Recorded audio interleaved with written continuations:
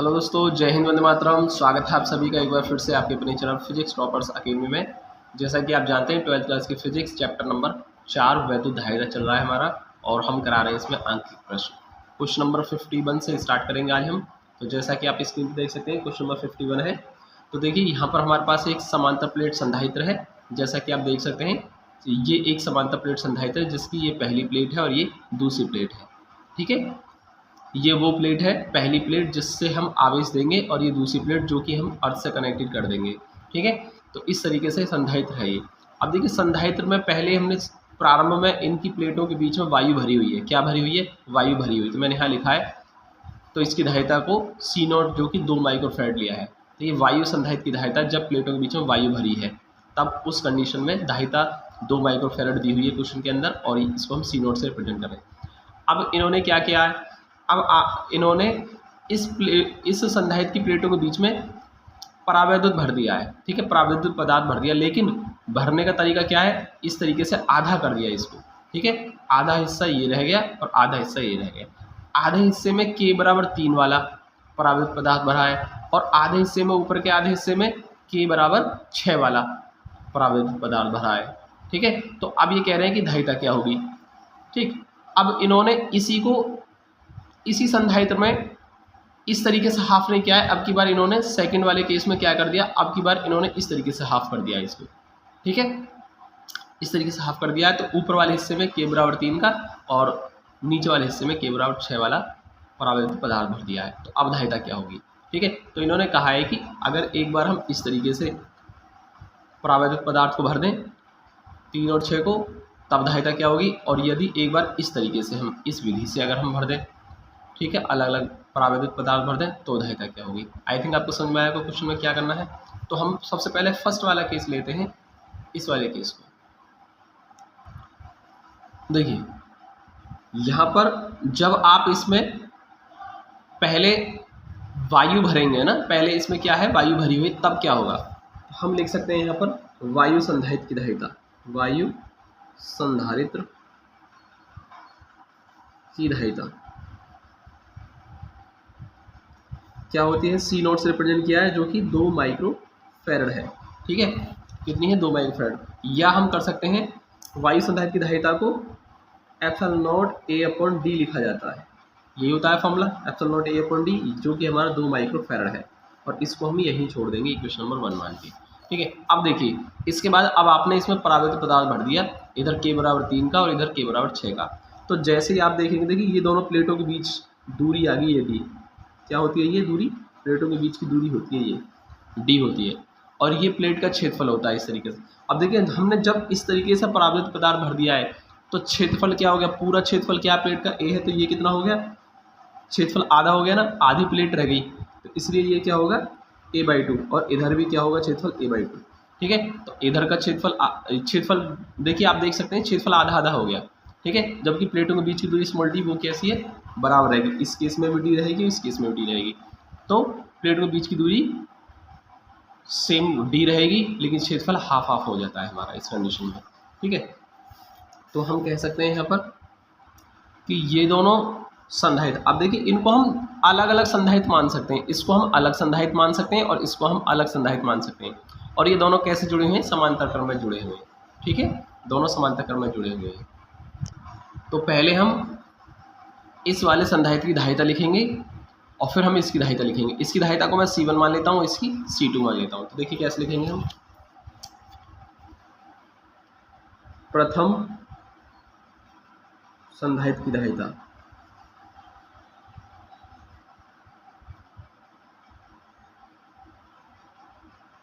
ठीक है, इसको मैं C1 मान लेता हूँ। क्या होता है, K ε0 A/d, ये होता है ना। ये जब आता है, जब परावैद्युत पदार्थ भर देते हैं तो धारिता का फॉर्मूला ये होता है। लेकिन पहली स्थिति में हमारा K1 है ना, और क्षेत्रफल कितना है हमारा, क्षेत्रफल हमारा कितना है, A/2 है। तो इसलिए मैं इसको क्या करता हूँ, A/2/d। ठीक है, देख सकते हैं यहाँ पर, इसको मैंने K1 माना, इसको K2, और क्षेत्रफल हमारा A/2 है। ठीक है, और दूरी कितनी है, प्लेटों के बीच की d है। ठीक है, अब दूसरी स्थिति में इसको हम द्वितीय मान सकते हैं, द्वितीय संधारित्र मान सकते हैं। संधारित्र की धारिता, ठीक है। उसको मैं C2 मान लेता हूँ। K epsilon not A upon D formula होता है हमारा, तो यहाँ पर हम K2 एप्सिलॉन नॉट A/2 फिर से हम मान लेंगे, ठीक है। K2 परावैद्युत है और क्षेत्रफल कितना A/2 है और D हमारी दूरी हो गई, सही है। अब दोनों कैसे ये दोनों संधारित्र जो कैसे समांतर क्रम में है, तो हम लिखेंगे तुल्य धारिता, तुल्य धारिता, उसको हम C मान लेते हैं। तो समांतर क्रम में है ना ये दोनों, जब C1 C2 दोनों समांतर क्रम में, तो इनकी धारिता समांतर क्रम के लिए डायरेक्ट जुड़ जाती है C1 प्लस C2। तो C बराबर C1 की वैल्यू लिखेंगे हम K1 epsilon not A upon, अब ये जो 2 है ये कहाँ जाएगा, नीचे आ जाएगा, इन 2D हो जाएगा ये। इसी तरीके से ये हमारा हो जाएगा K2 epsilon not A upon 2D हो जाएगा, ठीक है। इस तरीके से आ जाएगा। और K1 की वैल्यू हमको मालूम है 3 है, 3 और एप्सिलॉन नॉट A अपॉन 2 और D, इस तरीके से हम कर सकते हैं इसको। Epsilon not A upon D अलग कर दिया K और K1 अपॉन 2, यानी K1 है 3 अपॉन 2। इसी तरीके से हम इसको कर लेंगे। K2 हमारा 6 है, 6 अपॉन 2 को हम अलग कर देंगे, epsilon not A upon D हम अलग कर देंगे, ठीक है। अब C बराबर 3 अपॉन 2, अब ये जो epsilon not A upon D है, ठीक है, देखिए यहाँ देखिए epsilon not A upon D, इसकी वैल्यू क्या है, 2 माइक्रोफैरड है। इसको हम लिख देंगे 2 माइक्रोफैरड, और ये कट जाएगा हमारा 3 बार, ठीक है, 3 और ये कितना हमारा फिर से हमारा 2 माइक्रोफैरड है।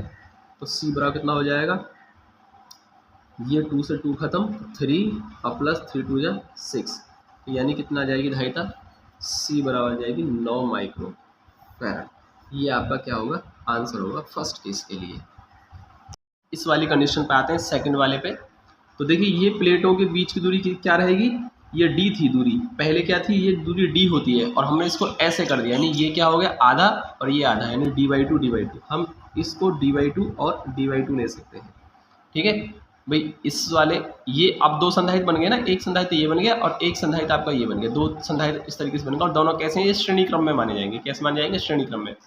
लेकिन यहाँ देख सकते हैं दो ये संधारित्र अगर हम लेंगे तो प्लेटों के बीच की दूरी क्या लेंगे, D/2, और जब हम इस वाले संधारित्र को लेंगे तो इसमें प्लेटों के बीच की दूरी को D/2 करेंगे, क्योंकि हमने D को आधा कर दिया इस तरीके से, D/2। लेकिन क्षेत्रफल क्या है, प्लेट का क्षेत्रफल क्या है, देखिए ये इस बार पूरा माना जाएगा A, तो क्षेत्रफल हमारा A माना जाएगा दोनों केस के लिए, है ना। इस वाले संधारित्र के लिए प्लेट क्षेत्रफल A ही माना जाएगा और इसके लिए भी A माना जाएगा। इस बार प्लेटों के बीच की दूरी हाफ हाफ हो जाएगी, D/2, सही है ना। अब देखिए यहाँ पर हम लिखेंगे दोनों संधारित्र, तो प्रथम संधारित्र की धारिता लिखेंगे हम, ठीक है। प्रथम संधारित्र की धारिता क्या आएगी, K1 epsilon not A upon D/2, तो यहाँ क्षेत्रफल A है दोनों के लिए, है ना, और जो प्लेट के बीच की दूरी है D/2 हो चुकी है, तो ये 2 चला जाएगा ऊपर, यानी 2K1 epsilon not A upon D, सही है। अब लिखेंगे द्वितीय संधारित्र के लिए, द्वितीय संधारित्र की धारिता C2 K2 epsilon not A upon D/2, ये 2 फिर से चला जाएगा ऊपर, 2K2 epsilon not A upon D, ठीक है। अब दोनों कैसे श्रेणी क्रम में है, ठीक है, तो हम लिखेंगे दोनों संधारित्र कैसे हैं, श्रेणी क्रम में है, तो तुल्य धारिता क्या आएगी श्रेणी क्रम के लिए, तुल्य धारिता C बराबर, इसको हम C मान लेते हैं और कैसे लिखेंगे हम, अब देखिए इसको आप 2 तरीके से बना सकते हैं तुल्य धारिता, या तो 1/C1 प्लस 1/C2 करके आप ऐड कर देंगे, या C1 C2 upon C1 plus C2, किसी भी तरीके से कर लीजिए। तो मैं करता हूँ C1 C2 upon C1 plus C2 से, ये फॉर्मूला लगा देते हैं तुल्य धारिता के लिए, ठीक है। तो श्रेणी क्रम के लिए C बराबर, देखिए C1 की वैल्यू क्या है हमारी 2 और K1 epsilon not A upon D, और ये है हमारी 2K2 epsilon not A upon D upon, ठीक है, C1 C2 upon C1 plus C2, तो 2K1 epsilon not A upon D और 2K2 epsilon not A upon, सही है। अब देखिए ये epsilon not a upon D जो है 2, K1 कितनी है हमारी 3, ठीक है। और epsilon not a upon D, epsilon not a upon D इसकी वैल्यू क्या थी हमारी, ये 2 माइक्रोफेरेड है, तो इसको मैं क्या कर सकता हूँ, इसको 2 कर सकता हूँ मैं, ठीक है। Epsilon not a upon D को मैंने 2 लिख दिया है। इसी तरीके से ये 2 और K2 हमारा 6 है, और ये फिर से epsilon not a upon D, यानी इसको मैं फिर से क्या लिख सकता हूँ, 2 माइक्रोफेरेड लिख सकता हूँ। इसी तरीके से आप नीचे आ जाएंगे, तो इसको हमने लिखा 2 इंटू K1 हमारा 3 है, और ये फिर से हमारा कितना है, ये हमारा फिर से 2 है ये, ठीक है, 2 माइक्रोफेरेड। और यहाँ आ जाएगा ये हमारा 2 इंटू 6 इंटू 2, सही है। इस तरीके से हो गया ये हमारा। तो C कितना आ जाएगा, यहाँ से करेंगे सॉल्व इसको, 2 3 6 दूनी 12 और 12 दूनी 24, और ये आ जाएगा 12 प्लस 24, सही है। और 12 गुणा 24, और ये हमारा 12 और 24 कितना हुआ, 36 हो गया, ठीक है। 12 तिया 36, 3 3 अट्ठे 24, 8 बार, तो 2.5 C बराबर आ गई हमारी 8 माइक्रोफेरेड, ठीक है। ये हमारा सेकंड वाले केस में आंसर आ जाएगा। आई थिंक आपको समझ में आया होगा, तो दोनों ही केसेस में मैंने आंसर बता दिया आपको, ये हो गया हमारा, ठीक है। लेते हैं हम अगला क्वेश्चन। अगला क्वेश्चन 52 स्क्रीन पर आपके सामने है, और देखिए इस तरीके से डायग्राम बना हुआ है, मैं पढ़ के बता रहा हूँ। क्वेश्चन क्या है, एक संधारित्र ए क्षेत्रफल की एक समतल प्लेट, देखिए क्षेत्रफल ए है, ठीक है, समतल प्लेट तथा सीढ़ीनुमा प्लेट से मिलकर बना है। तो देखिए सीढ़ीनुमा प्लेट से मिलकर बना है, देखो इस तरीके से सीढ़ी सी बन रही है, नहीं सीढ़ीनुमा प्लेट से मिलकर बना है। प्रत्येक सीढ़ी की ऊंचाई डी है, देखिए ये दूरी डी है, ये यहाँ से ऊंचाई डी और यहाँ से ये ऊंचाई डी, यानी कि कुल मिलाकर प्रत्येक सीढ़ी की जो ऊंचाई है डी है, ठीक है। और प्लेट का क्षेत्रफल a अपॉन 3 है, देखिए ये जो प्लेट है इसका क्षेत्रफल देखिए टोटल तो a है, लेकिन ये क्या है इसका a/3, ठीक है। और ये क्षेत्रफल क्या है a/3। अब तीसरा संधारित्र है, ये क्षेत्रफल क्या है a/3। तो इस तरीके से तीनों संधारित्रों का क्षेत्रफल a/3 और a/3 दे रखी है, और ऊंचाइयाँ d और d दे रखी है, ठीक है। अब यहाँ से हम क्या कर सकते हैं, देखिए यहाँ से हम इस तरीके से मान सकते हैं इसको कि ये जो है ना ये इतना संधारित्र है, इसको इतना संधारित्र मान सकते हैं। एक संधारित्र ये रहा आपका। अब दूसरा संधारित्र कौन सा होगा, दूसरा संधारित्र ये मान सकते हैं आप, यहाँ से यहाँ ये जो है ये आपका दूसरा संधारित्र है, और ये जो है ये आपका तीसरा संधारित्र है, ठीक है। तो इस तरीके से आप इसको 3 संधारित्र मान सकते हैं कि तीनों संधारित्र, और ये तीनों कैसे हैं, आपस में समांतर क्रम में जुड़े हुए हैं। तो ये 3 संधारित्र मान सकते हैं जिनकी धारिताएँ आपको निकालनी है पहले, ठीक है। C1 C2 C3 तीनों की धारिताएँ निकाल लो, और फिर तीनों को समांतर क्रम में जोड़ दीजिए आप, ठीक है। तो सबसे पहले मैं C1 निकालता हूँ, पहले संधारित्र की धारिता C1, ठीक है।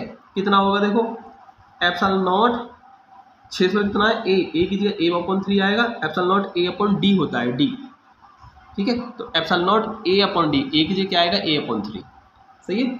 और यहाँ हम कर सकते हैं एप्सिलॉन नॉट a अपॉन ये जो 3 है नीचे आ जाएगा, नहीं 3d, इस तरीके से, ठीक है। ये आ गया C1। अब हम C2 निकालते हैं। ये इस संधारित्र की, ये जो पहला संधारित्र है ना, ये वाला, ये सबसे नीचे वाला संधारित्र जो इसकी मानी है हमने ये, ठीक है। अब हम बीच वाले की निकालते हैं, इस वाले संधारित्र के लिए धारिता C2 कितनी होगी, एप्सिलॉन नॉट a की जगह तो वही क्षेत्रफल a/3 आएगा, अपॉन d दूरी कितनी आएगी, देखिए ये संधारित्र हो गया आपका, यहाँ से लेकर यहाँ तक पूरा माना जाएगा ये संधारित्र, है ना, ये संधारित्र ये पूरा माना जाएगा ये संधारित्र। तो इसकी दूरी कितनी है, देखो यहाँ ये पहली प्लेट मानी जाएगी संधारित्र की, और ये मानी जाएगी दूसरी प्लेट, ठीक है। तो प्लेटों के बीच की दूरी क्या मानी जाएगी, ये d है और ये d है, तो यानी पूरी तरीके से ये 2d आ जाएगा, कितना आ जाएगा 2d आ जाएगा, ठीक है। और इसको हम कर देंगे एप्सिलॉन नॉट a अपॉन ये 3 नीचे चला जाएगा, 3 2 6d हो जाएगा, इस तरीके से, ठीक है। और अब हम लिखते हैं इस तीसरे वाले के लिए, तीसरा संधारित्र देखो ये पहली प्लेट यहाँ मानी जाएगी, और ये मान जाएगी इसकी दूसरी प्लेट, ठीक है। ये तो ये पहली प्लेट मान जाएगी, दूसरी प्लेट, तो इस तरीके से ये बनेगा हमारा पूरा संधारित्र। तो ये C3 हो जाएगा, एप्सिलॉन नॉट a की जगह a/3, क्षेत्रफल a/3 है, लेकिन दूरी कितनी होगी इस बार, ये d है और ये d है और ये d, तो पूरी हो जाएगी 3d, ठीक है। तो यहाँ से आ जाएगा एप्सिलॉन नॉट a अपॉन ये 3 इंच आएगा, 3 3 9d हो जाएगा। इस तरीके से हमने तीनों की धारिताएं निकाल ली। अब तीनों कैसे समांतर क्रम में जुड़े हुए हैं, तो समांतर क्रम में है C1 C2 व C3 समांतर क्रम में है, और इनकी तुल्य धारिता क्या है, C है। हम जानते हैं जब हम समांतर क्रम निकालते हैं धारिता तो डायरेक्ट जोड़ देते हैं C1 plus C2 plus C3, ठीक है। तो तुल्य धारिता समांतर क्रम में डायरेक्ट जुड़ जाती है। C1 का मान epsilon not A upon 3D है हमारा, और ये हमारा epsilon not A upon 6D है, ठीक है 6D, और ये हमारा epsilon not A upon 9D है, ठीक है। ये गलती से हमारा ये गलत हो गया, ध्यान रखना इसका, 6D है वो। अब देखिए यहाँ से हम epsilon not A upon D LCM कर लेते हैं, ठीक है। Epsilon not A upon D कर लेते हैं तो ये कितना होगा, 1/3 1/6 और ये 1/9।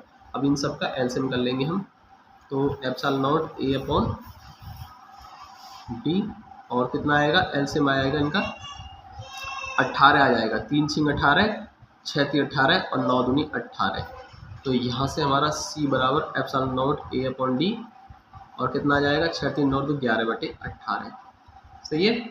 तो इसका आंसर आ जाएगा C बराबर 11 epsilon not A upon 18D, ठीक। ये इसका आंसर होगा इस क्वेश्चन का। आई थिंक आपको समझ में आया, यही इसका आंसर होगा।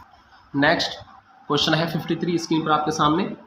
देखिए यहाँ क्या लिखा है कि एक संधारित्र है जिसकी धारिता 900 पिको फैरड है, पिको मतलब 10 की पावर माइनस के 12 फैरड कर दिया है, और इसको 100 वोल्ट की बैटरी से जोड़ा है, तो कितनी स्थिर ऊर्जा इसके अंदर संचित हो जाएगी। ये ना, ये आपसे पूछा है कि स्थिर ऊर्जा कितनी होगी, कितनी प्लेटों के बीच में ऊर्जा संचित हो जाएगी, ये पूछा है U। तो हम जानते हैं ऊर्जा U कितना होता है, हाफ CV², इस फॉर्मूले से ज्ञात होती है, ठीक है। तो हमारे पास C है जो कि 900 गुणा 10 की पावर माइनस के 12 है, और V हमको दे रखा 100 वोल्ट, तो 100 गुणा 100, क्योंकि 2 बार स्क्वायर हो रहा है, इसका स्क्वायर हो रहा है इसलिए 2 बार मल्टीप्लाई कर देंगे, ठीक है। तो 900 का आधा हो जाएगा ये 450, और देखिए 10 की पावर 4, 12 में से 4 जाएंगे तो 10 की पावर माइनस के 8 बचेंगे, ठीक है। इसको हम 4.50 गुणा 10 की पावर कितना हो जाएगा, माइनस के 6 भी हम इसको लिख सकते हैं, और जूल इसका आंसर होगा। स्क्रीन पर आपके सामने एक वायु संधारित्र की धारिता 10 पिको फैरड है, ठीक है 10 पिको फैरड, पिको को 10 की पावर माइनस के 12 से मल्टीप्लाई कर लिया हमने, और 50 वोल्ट की बैटरी से जोड़ा है, और U निकाल दो। फिर से क्या हो जाएगा, U बराबर हाफ CV², ठीक है C0V², ठीक है। तो यहाँ से कितना हो जाएगा, हाफ C0 की वैल्यू देखिए हमको दे रखी है 10 गुणा 10 की पावर माइनस के 12, और V कितना हमारा 50, यानी 50 गुणा 50, ठीक है। अब देखिए इसको आप सॉल्व करके इसका आंसर ले लें। इसका देखो पहले 2 से काट दीजिए 5 बार, और अब इन सब की जब मल्टीप्लाई करेंगे ये आ जाएगा 12,500, 10 की पावर माइनस के 12, या इसको लिख सकते हैं हम 1.25 10 की पावर माइनस के 8 जूल, ठीक है। ये इसका आंसर होगा। अगला क्वेश्चन है स्क्रीन पर आपके सामने। एक संधारित्र है जिसकी धारिता 6 माइक्रोफैरड है, माइक्रो को चेंज कर लिया हमने, और प्रारंभ में इसको 10 वोल्ट दिए हैं, और इसका विभव 10 वोल्ट से 20 वोल्ट कर दिया है बढ़ाकर। तो स्थित ऊर्जा में कितनी वृद्धि होगी, अर्थात डेल्टा U कितनी होगी। अब देखिए स्थित ऊर्जा में वृद्धि कैसे निकालेंगे हम, ऊर्जा में वृद्धि हुई है, अंतिम ऊर्जा माइनस प्रारंभिक ऊर्जा, तो डेल्टा U कैसे निकालेंगे हम, U2 माइनस U1। तो डेल्टा U2 कितना होगा, देखो हाफ CV², ठीक है, V2² माइनस के हाफ CV1², ठीक है। अंतिम ऊर्जा कैसे निकालेंगे, हाफ CV² से V2² माइनस के V1, यहाँ V2 यहाँ V1, धारिता क्या है, सेम है, धारिता में कोई परिवर्तन नहीं हुआ, इसलिए C को C ही रहने देंगे। अब डेल्टा U निकल जाएगा, देखिए हाफ C कॉमन, तो V2² माइनस V1², ये फॉर्मूला बन गया हमारा, ठीक है। तो एक तरीके से डायरेक्ट फॉर्मूला बन गया, स्थिर ऊर्जा जब भी वृद्धि निकलवाएगा half C V2² minus V1, और यही स्थिर ऊर्जा में कमी अगर निकलवाता तो V1² माइनस V2² आ जाता, ठीक है। तो ये देख लेंगे आप, वृद्धि पूछिए या कमी पूछिए। अब वैल्यू रख देंगे हम इसमें, हाफ C की वैल्यू कितनी है, 6 गुणा 10 की पावर माइनस के 12, और V2 हमारा कितना है 20, तो 20 का स्क्वायर माइनस 10 का स्क्वायर, ठीक है। और अब आप इसको सॉल्व कर देखिए, 2 3 6 3 बार कैंसिल हो गए, 3 गुणा 10 की पावर माइनस के 12, और 20 का स्क्वायर 400 हो गया, और ये 100 हो जाएगा, ठीक है। तो डेल्टा यू कितना आ जाएगा हमारा 3 गुणा 10 की पावर माइनस के 12, ओके, और 400 में 100 गया तो हमारा 300 आ गया, ठीक है। तो डेल्टा यू कितना आ जाएगा 300 3 900 गुणा 10 की पावर माइनस के 12, या हम इसको लिख सकते हैं 9 गुणा 10 की पावर माइनस के 10 भी हम इसको लिख सकते हैं, ठीक है, जूल। यही इसका क्या होगा आंसर होगा। देखिए इस क्वेश्चन में थोड़ी सी मिस्टेक हो गई है, माइक्रो है, 10 की पावर माइनस के 6 आएगा, ये गलती से 12 कर दिया मैंने पिको समझ के, ये माइनस के 6 आएगी, है ना, तो इसको सही कर लेना। तो यहाँ पर कितना आएगा 10 की पावर 12 था ना, ये 6 कर लेना आप इसको, ये सभी आपका 6 रहेगा ये, ठीक है। ये थोड़ी सी मिस्टेक हो गई है, इसके लिए सॉरी, ध्यान नहीं दिया मैंने ठीक से। तो ये माइनस के 6 है, ठीक है, इस तरीके से, और 6 में 2 कम हो जाएंगे तो 4 बचेंगे, तो ये इसका आंसर होगा 9 गुणा 10 की पावर माइनस के 4 जूल, ठीक है, ये आंसर होगा। अगला क्वेश्चन 56 स्क्रीन पर आपके सामने बिल्कुल 55 के जैसा है। जैसे कि संधारित्र दे रखा है 10 माइक्रोफेरेड का, माइक्रो मतलब 10 की पावर माइनस के 6 से इसको रिप्लेस कर दिया है, और प्रारंभ में इसका विभव V1 जो कि 100 वोल्ट था, बाद में इसको 200 वोल्ट की बैटरी से लगा दिया है। 100 वोल्ट था, बाद में 200 वोल्ट कर दिया, ठीक है। जब 200 वोल्ट कर दिया तो यहाँ पर ऊर्जा में वृद्धि पूछी है, तो ऊर्जा में वृद्धि हमने भी पीछे फॉर्म लगाया था, डायरेक्ट फॉर्म लगाएंगे हम, डेल्टा यू बराबर half C V2 square minus V1 square. अब देखिए यहाँ पर आपको C मालूम है, ठीक है, V2 मालूम है और V1 मालूम है, रख के केवल सॉल्व कर दो इसको, ठीक है। तो ये आप खुद से सॉल्व करेंगे भाई। तो इसका जो आंसर होगा, मैं इसको आंसर को मैं डायरेक्ट लिखे दे रहा हूँ, कितना होगा, ये होगा हमारा 0.15 जूल, इसका आंसर आ जाएगा, ठीक, आपको खुद से सॉल्व करना है। अगला क्वेश्चन है 57 स्क्रीन पर आपके सामने। देखिए इस बार हमें परिवर्तित संधारित्र दे रखा है। परिवर्तित संधारित्र का मतलब है उसकी धारिता परिवर्तित हो सकती है। एक संधारित्र है जिसकी प्रारंभ में जो धारिता है वो 10 माइक्रोफेरेड है, ठीक है, और इसको हमने 200 वोल्ट की बैटरी से जोड़ा है। फिर हमने इसकी धारिता को बदल के 2 माइक्रोफेरेड कर दिया है, ठीक है, 2 माइक्रोफेरेड कर दिया। तो ये कह रहे हैं कि ऊर्जा में कितना परिवर्तन होगा, स्थित ऊर्जा में कितना परिवर्तन होगा। तो देखिए कैसे निकालेंगे हम स्थित ऊर्जा में परिवर्तन, डेल्टा यू कैसे निकालेंगे। बाद में ऊर्जा क्या हुई है, कम हुई है, ठीक है, 10 माइक्रोफेरेड धारिता से 2 माइक्रोफेरेड धारिता रह गई, तो इसका मतलब ऊर्जा घटी होगी, ठीक है। ऊर्जा घटी है तो इसका मतलब कैसे निकालेंगे, प्रारंभ की ज़्यादा होगी U1 माइनस के U2, ठीक है, प्रारंभ की ज़्यादा होगी U1 और बाद की U2 कम होगी, तो ज़्यादा में से कम को ही घटाएंगे हम, तो U1 माइनस U2, सही है। इस तरीके से U1 माइनस U2 कर लिया हमने। तो हम क्या लिखेंगे, U1 को लिखेंगे हाफ C1V स्क्वायर, और इसको लिखेंगे हाफ C2V स्क्वायर, ये तो होगा।